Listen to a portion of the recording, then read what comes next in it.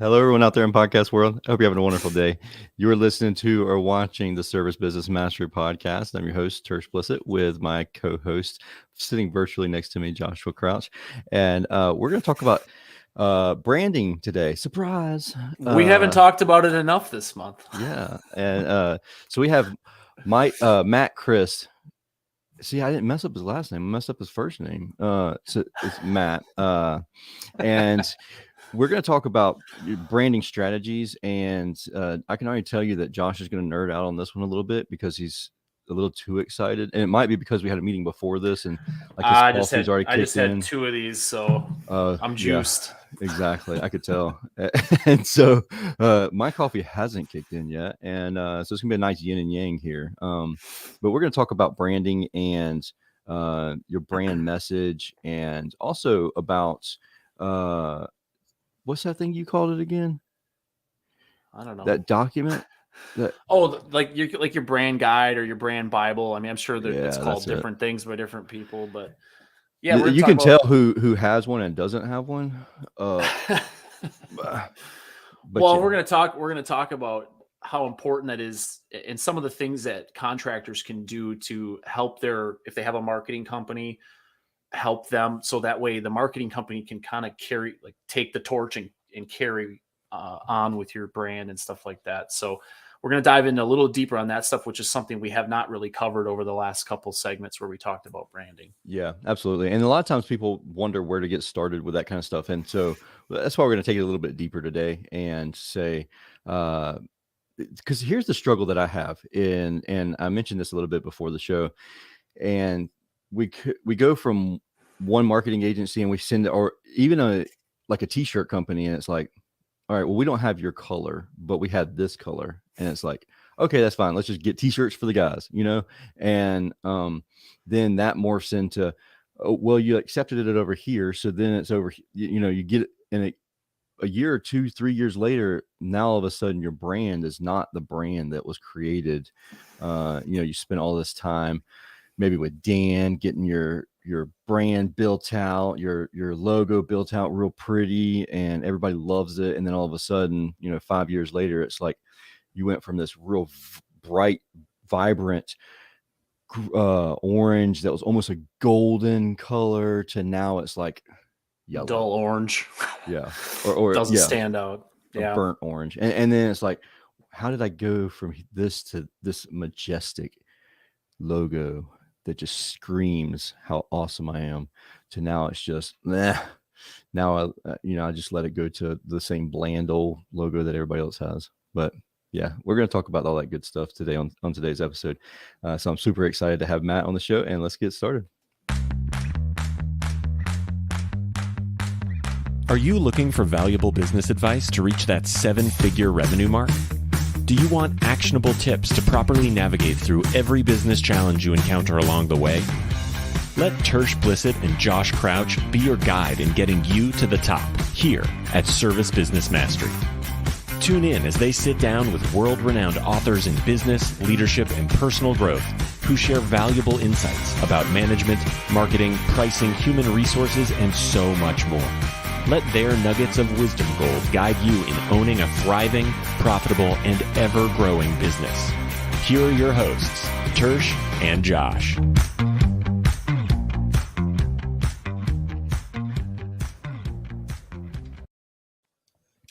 Hey, Matt, welcome to the show.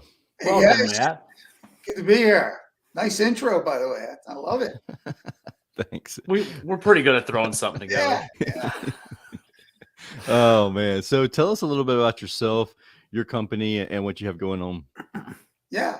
So, a little background. So I'm one of the partners at HomePro Brands.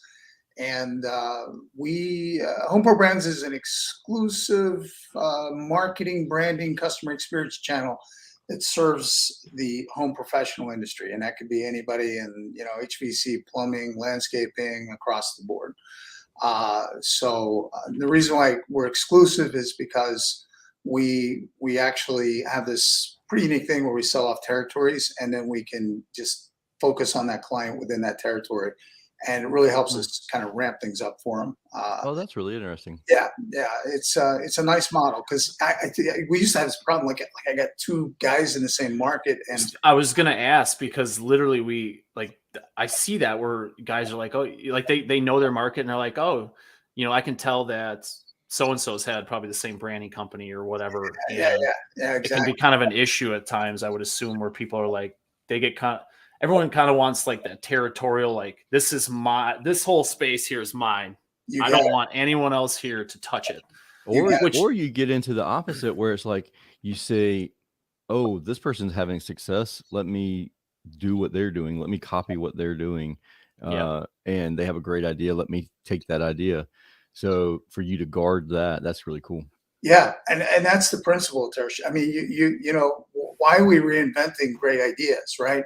So we've got a real strong track record with success pieces, again, in that brand marketing experience channel with this industry. So if you want 300 miles of territory, I'll give it to you.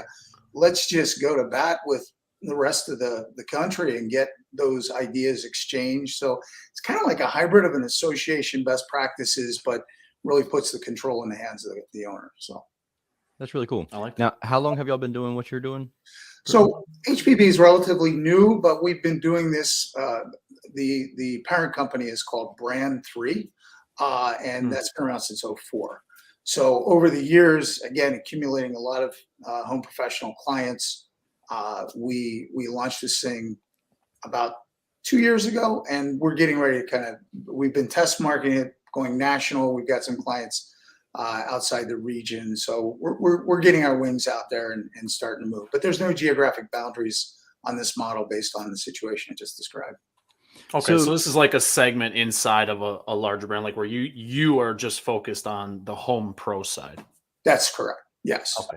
that's what this is. Yep. Okay, so $1 million question here, and maybe even more than $1 million. So no pressure on this one. We're creating our brand message, and like, how do I get? I can work on an air conditioning unit, and like I know the ins and outs of an AC unit, but when you ask me to get creative and create a brand message, usually the first place I'm going is Google, and I'm like, what the heck is a brand message? And Give me brand message templates. yeah. Oh, that one sounds good. I'll change it a little bit. I'm done. Canva, Etsy, like those are probably gonna be the first ones that pop up. So to explain for those who are very similar to myself, and they're like, I don't know where to get started by creating a brand message and all of that good jazz, those industry terms. Like, where do I start as a small business owner? Yeah, great question. So, I think here's some most important things. One is that you got to approach it strategically. And what I mean by that is that, you're creating a logo, you're creating a website, all those things obviously go into a brand. But you want to make sure that your strategy is driving everything, because creative won't adhere to strategy. It'll give you things that you like, right? Like, oh, that's cool, let's use that.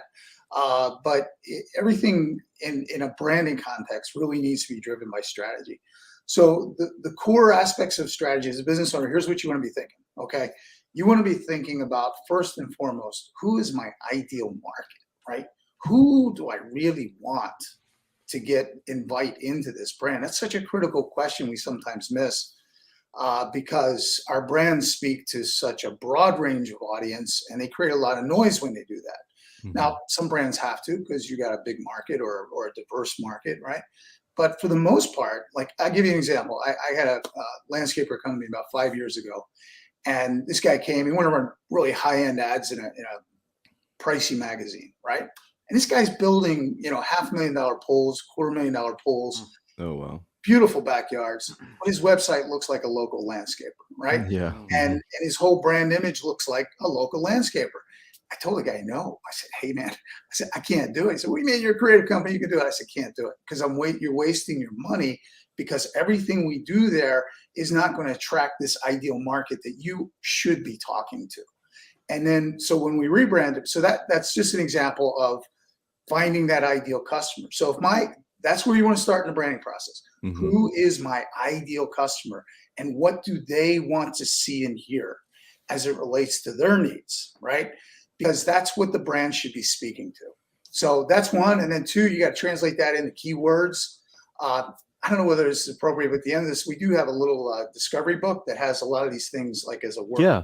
That'd be great. But, imagine your customer, finished the job and it's like, give me 3 words to describe your experience. And getting that from the customer strategically, those key words will drive, again, your brand strategy as foundation. So you get things like, who's my ideal customer? What are my key words experientially that the customer is really experiencing about my brand? And you put that into the form of a mission, or we'd rather call it a brand promise. Like the brand promise fulfills what the customer wants, right? I want it fast. I want it clean. I want it, whatever that promise, whatever the customer wants, that's what the brand promise is. And if you get all those things kind of set, then you can set the stage for a creative process to rebrand or create a brand or whatever it is. If you don't have stuff like that, there's a good chance you're going to go sideways. It's a good chance that you'll be driven by a creative process that'll give you really good visual results, but you won't get strategic connection to market. Okay, so I want to unpack everything, some of what you said there. You said a lot in that message there, and I want to make sure everybody caught some of the things that you said, because it's really one of those things was pure gold there, and that was the fact that you said strategically asking the client to describe the process in 3 words. That's it. Like that's an aha moment for me anyways, because a lot of times I feel like it's my job, and it is, to come up with the words for the brand promise. But sometimes I think that we do things one way, but in reality we do something different. And it's not that we do the different is bad. It's just different. And so if I keep saying things my way, but in reality we do it the other way, then it's not a clear expectation for the client. And then it's not what they expect, I guess is the best way to say it. But getting that feedback from them, then all of a sudden we're like, all right, I can change my message to fit what we're actually doing, or what the client is perceiving that we're doing, as long as it's good, obviously. Now, if it's crap and they're like stomp their mud all in my house, Right. That's where we're gonna have to start coaching. But I mean, if they're saying, if for me, I think I don't think cost effective or cheap or anything like that. In my message, I try to say, all right, we provide value, and we're very attentive, and we care, we have empathy, like those types of words. But if I get to the client and I hear fast, receptive, cost effective, or professional, those types of things, and I'm over here screaming empathy and empathy and empathy, and then they're saying professional, then it's like, all right, we're fighting against each other a little bit there. And so I can change my message, and then I don't know, that's what I heard out of that little segment. And maybe I just took way more out of it than what there was, but no, man, I think you're right on. I think you're right on. You got to hear it from the voice of the customer, and basically it's how they experience, or how you want them to experience the brand, that matters if you're building a brand versus have a brand. But yeah, that's right on. Well, so I can add to that a little bit too. So just as far as if you guys excuse me, if you're not quite ready to hire someone to go through all of this with you, go to your Google reviews. Yes. Google literally tells you what people say about you, and they lump it together in this nice little section on there that says professional, timely, cleaned up, technician. Yeah. It gives you all these like words, right? And you can kind of understand what people say about you regularly. So that way you can at least have like the starting basis of what your customers say online about you. Yeah, that's a great idea, Josh. And you know what we sometimes do, a lot of times do, we'll take and cut and paste a bunch of reviews and put them into a word cloud. It's a free little engine on the. That's cool. Yeah, and and then the words that are used most frequently, you got to sort it through a little bit, but those words come up. You can get to your top level words out of a bunch of reviews using that tool. It's pretty nifty. Yeah, some really cool tools like that so you don't have to like sit here and rack your brain and like, well, I don't know what my customers say about me. They tell me one thing and then the review says another. Yeah. Or I think they think this, but I don't really know. Like there's tools, it's free tools. I mean, these are things that you can literally just go get a trial or go right to Google, or if you have a lot of reviews on Yelp, I'm sure Yelp has, not that we want to talk about Yelp, but if maybe they have something that has some of these reviews and can aggregate some of this information. So it's condensed in a way that's really easy for you to dive into. Yep. Absolutely. So I think on that note, so, especially this time of year for HVAC specifically, because it's right before it's going to get hot. I know I'm having a lot of conversations with people that are like, oh, I need a new marketing company, this, that, and that thing. But this is a lot of times where that game of telephone, where they had a brand created, passed through one marketing company and passed through another and passed through another. And all of a sudden we're on the third or fourth or fifth iteration of what it is supposed to be. And the messaging is completely lost because the contractor doesn't give the marketing company this information. Can you talk about some things that you would recommend like if somebody's let's say they've done the brand stuff, what should they be providing? What should they be getting ready to provide? So they have like a short checklist of things that need to go to that marketing company when that gets handed over. Yeah. So at the very minimum, you want. I think we had a little pre-show conversation about this. People call it different things: brand guidelines, graphic standards, things like that. But you need some just basic documentation to nail color, style sheets, fonts, get everything kind of like standardized, right? Because if you don't, then that's where at the top level with identities, you start getting that variation, right? And we'll have the logo and other colors. You mentioned that, Tersh. Yeah. So you want to make sure you got that documentation.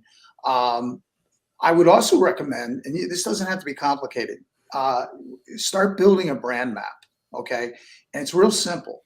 Like you did that branding and you want everything consistent, obviously at a very high level. You want your messaging, your image, speaking again to that ideal customer as clear as you possibly can, speaking to their needs, those kind of things.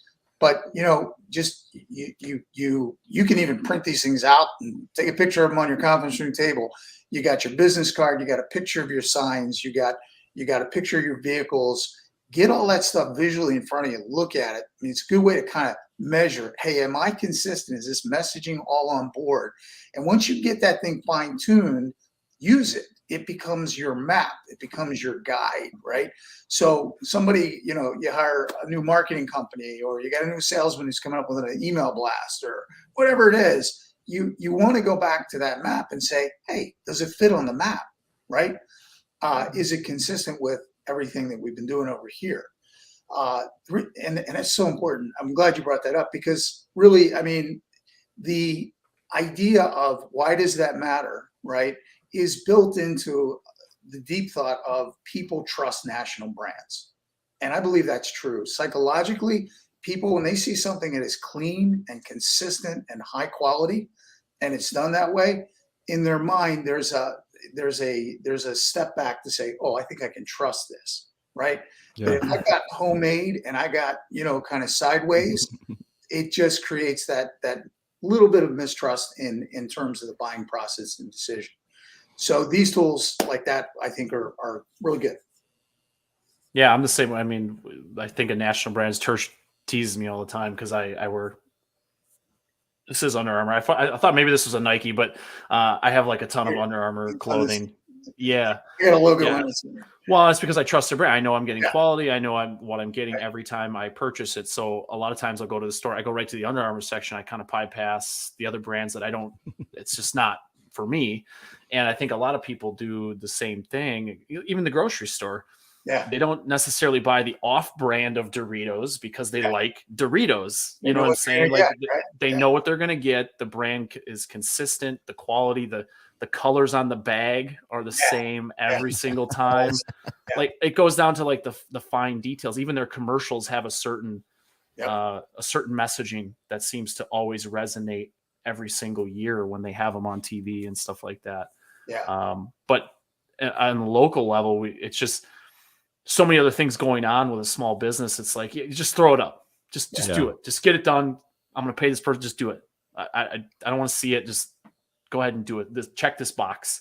Yeah. And we forget that taking like that 5-minute step back, just make sure it's on point, make sure it matches the color scheme, make sure it matches your messaging, your slogan, your tagline, your core values, everything that you've created to this point. Because if it doesn't, you just a slippery slope. Like it's once you do it once or twice, it's a slippery slope, and all of a sudden you'll be on a whole different messaging campaign and be totally off track. Yeah, you don't even know you're flying down the hill sometimes. I mean, So let me ask you this: what happens if you're in that situation and the only thing that can be offered to you is something that wouldn't necessarily fit into that brand guideline? you don't think it'd be offered? You mean? I mean, like I'm thinking someone like we need new shirts, like button-down shirts. We want to go with a uniform company, and they can only give us gray, where like a gray shirt with our brand, our logo on it, that type of stuff on it. Yeah. Well, your graphic standards should cover that. Good graphic standards will have variations of an identity that will work in different applications. You know, reverse, color reverse, solid art. So, I mean, there's certainly preferences, but what you have to protect ultimately is the representation of the identity. I do this thing sometimes with small businesses. I'll get in front of them and I have like a whiteboard, and I'll say, okay, guys, I'm going to draw a national brand on this board with this marker, right? And call it out as soon as you see it. And I'll do something like, you know, McDonald's or Nike or something like that. I'm only like one fraction of the way drawing that thing, and everybody's yelling the name out. And I'm saying, well, what the heck's going on there? How can that be? And the reason is because that impeccable consistency of that identity. And that's what you got to protect foremost. As far as the application, like I can't get the background color I want. Okay, if that's a must, do it, but do not compromise your identity, because you won't get to that level of mental recognition if you start playing with that. Oh, that's a great point. Yeah. Well, and I think and that's how you, like it says on your website about reducing your marketing spend. That's how it starts to happen. Is people they're not searching for a plumber or landscaper or near me. They're like, I want to search for this brand because I remember them. Yes. I remember their brand promise. I trust their brand promise. I know they're going to show up. They're going to wear booties. They're going to do this. They're going to do that. And every single time, no matter who I hire or who comes out from their company, it's the same process every time. How long do you think a typical brand guideline should be? Like how many pages? Because to me, it's if I'm trying to think out of, and that's the other problem is how do I know all the variations and the situations I'm going to run into before I ever run into it as a small business owner, especially if I'm just starting out and it's like, I didn't know I was gonna have to run into that situation. Yeah. So yeah, I mean, it's there's every identity has maybe some slight variations based on how it's constructed. But you know, you know, your basic formats are, you know, full color, reverse, color reverse, you know, and you can do ghosted variations. There's a lot of creative liberties you can take, but you gotta be real careful with those. Yeah. But you know, yeah, as long as you have the basics, I think you Google graphic standards and see a lot of good content out there about, you know, what's up with that. Yeah. So yep. I think there's no one shoe fits all in that situation. Gotcha. Yeah. Gotcha. Okay.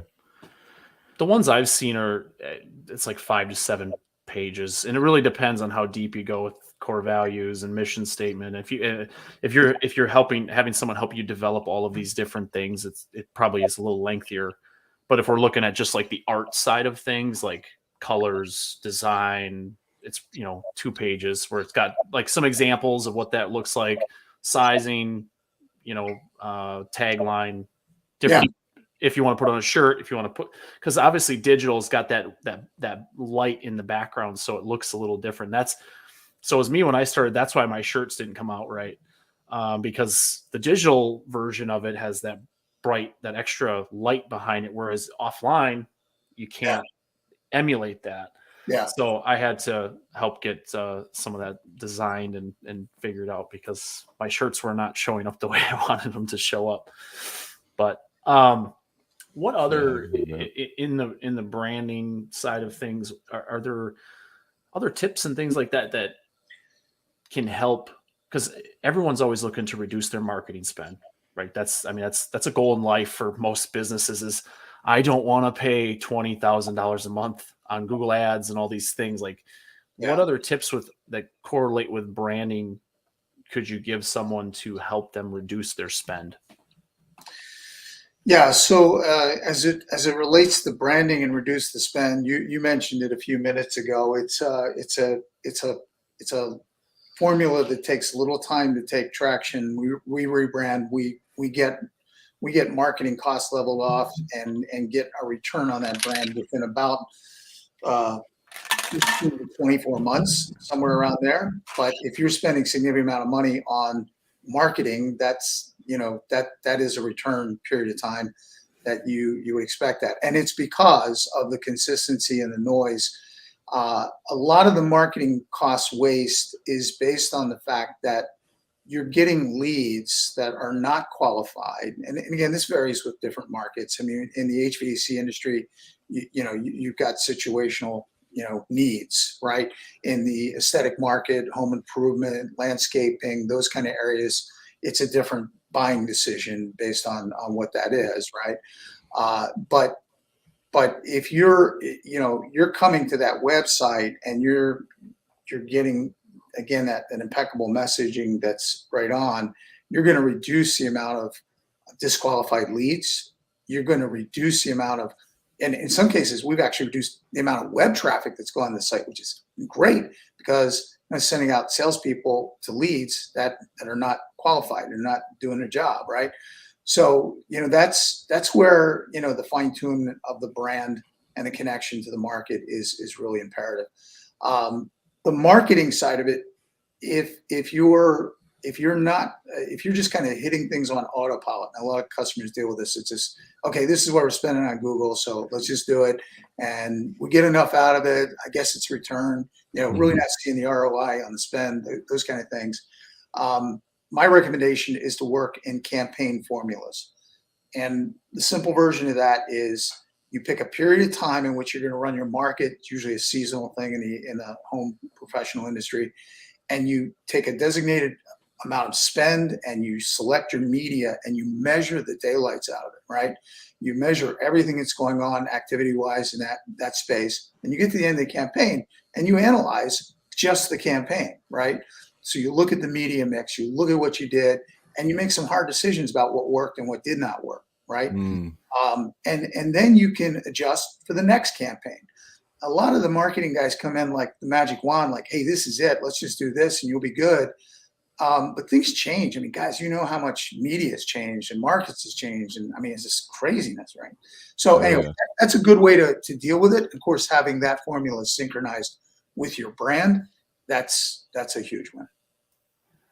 No, that's a great point. I think anytime we can try to, excuse me, just reduce the costs and stuff, because obviously, getting your brand professionally done is a fairly significant investment for a small business. Yes, and it has to be done right, because you don't want to do it again in 2 years, because then you just all the impressions that the original brand made. And I've seen people on some of these groups where they've had it done 2 or 3 times within a short period of time, because it's like they were never it really wasn't quite them, and then they redid it again. And it just becomes I think Church, you rebranded what, a year and a half ago, 2 years ago? Yeah, it's been 2020, January From 2020. Icebound. Yeah, and the biggest pain for me was the fact that I still had products that said Icebound on them, and also the confusion of like when a client would call in for Icebound, and they're like, oh, this is Surface Simper, and they're like, oh, I got the wrong number. No, you didn't. You got the right number. So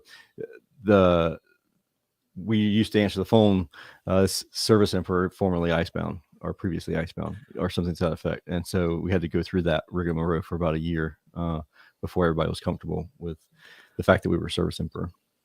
Well, and even getting those initial brand impressions out there when you do this, like letters out to your customers, emails out to your customers, maybe you run some Facebook ad campaigns to your local market so people get used to seeing, oh yeah, I saw that thing when they hear the name. Mm-hmm. There definitely we had clients that thought that we had gone out of business because it was 2020, and they're like, "Oh, I just," or you got bought out, or you got bought out, and you're part of a national brand now. You're not local anymore. Yeah, I've seen that happen too. Yeah, we get asked that all the time if we're a national brand. Like, nope, we're just good. That means your brand's good. I like to think that, but you look like a national brand. Cool, Matt. Well, what do I look like? Don't answer. We'll have to talk that off. Never mind. Don't answer that one. No, I'm just kidding. Oh, Matt, we really appreciate everything, and we appreciate you coming on and sharing your advice. You mentioned your website, or you had what was it? I think you had a downloadable a resource, right? Right. Yep. HomeProBrands.com, and I've been halfway down the site. There's a discovery document. It's a little workbook we put together that actually details out some of that stuff we were talking about, getting the ideal customer understood, the keywords, those kind of things. So just it's actually a workbook. There's nothing high sell on it. It's just really out there to help small businesses get it. Cool, man. Well, awesome. We really appreciate it. We appreciate everything. And if anybody has any questions, don't hesitate to reach out to Matt, myself, and Josh, and we'll definitely help you out in any way we can. And until we talk again next time, I hope you'll have a wonderful and safe week. And thank you again for listening to this episode of Service Business Mastery Podcast. We'll see you guys later. Thank you.